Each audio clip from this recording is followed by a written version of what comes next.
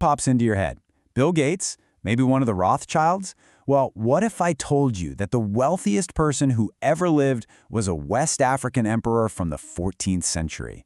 This is the absolutely mind-blowing story of Mansa Musa. $400 billion. Just let that number sink in for a second. That's his estimated net worth, adjusted for today. It's a number so big, it's honestly hard to even wrap your head around. And just to put that into perspective for you, at $400 billion, his wealth totally eclipses the legendary Rothschild family, and it makes today's tech billionaires look, well, not so rich after all. So who on earth was this guy?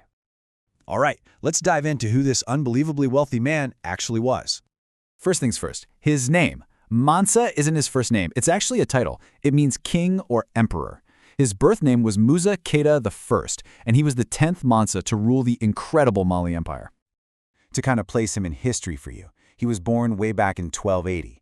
He took the throne in 1312 when he was 32, and he ruled for a solid 25 years. And in that time, he would completely change how the world saw West Africa. But here's the thing. He was never, ever supposed to be the emperor. Seriously, his rise to power is one of the wildest succession stories I think I've ever heard. So the story goes that his predecessor, a guy named Abu Bakr Keita II, got this idea stuck in his head, an idea that was way, way ahead of its time. He became convinced that the Atlantic Ocean wasn't infinite and that you could actually sail to the other side. So what does he do? He puts together this massive fleet. We're talking 2,000 boats, appoints Musa as his deputy and heir, just in case, and then he sails off into the Atlantic. And he was never seen again. The entire fleet, just gone. And just like that, by total accident, Mansa Musa becomes king in 1312. So how does an accidental king become the richest person in all of human history? Well, it definitely helps when you inherit an empire that's literally built on top of gold. Under Musa, the Mali Empire was enormous. I mean, just look at it. It stretched 2,000 miles across West Africa. It covered parts of what are now a dozen different countries and controlled 24 major cities, including the legendary city of Timbuktu. And that massive territory was sitting on a gold mine. Literally. The empire had some of the richest gold deposits in the world, and at the time, Mali was pretty much the global source for gold. But it wasn't just gold. They also controlled the salt trade. And back then, salt was so important for preserving food, it was basically worth its weight in gold. Musa controlled both, and you better believe he taxed every single trader that passed through his lands. This created such a huge contrast with what was happening in the rest of the world.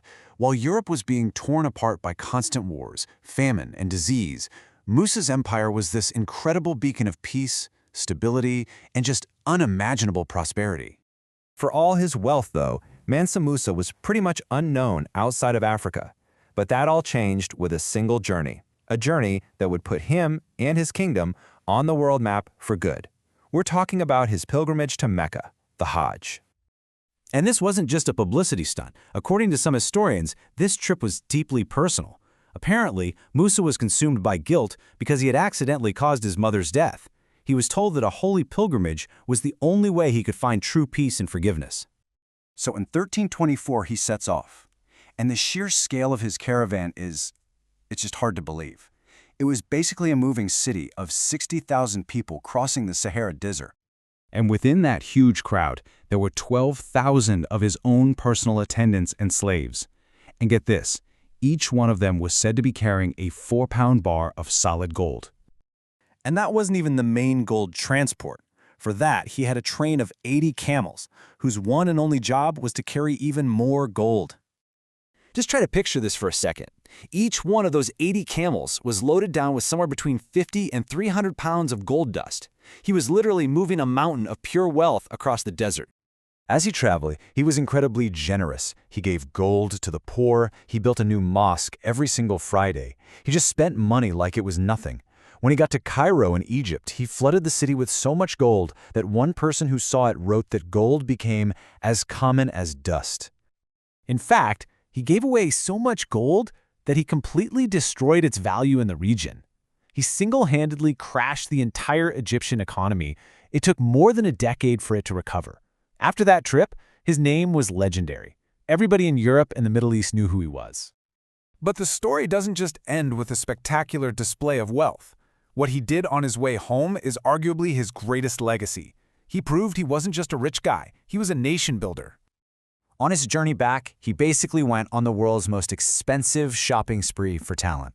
He brought all the best and brightest minds he could find back to Mali. Scholars, government officials, famous architects. He had a vision to turn his kingdom into a world-class center for learning. And he poured his money into building mosques, libraries, and universities. The most famous of these was the University of Sankore in Timbuktu. At its height, it had 25,000 students and one of the largest libraries in the entire world, holding over 100,000 manuscripts. He turned Timbuktu into a true intellectual oasis. After he died in 1337, his empire eventually fell apart, and a lot of that incredible wealth was lost to time. But those centers of learning he built, they lasted for centuries, which kind of leaves us with one last question to think about. What's the real measure of a legacy? Is it the wealth you can give away? Or is it the wisdom you build that can last for generations?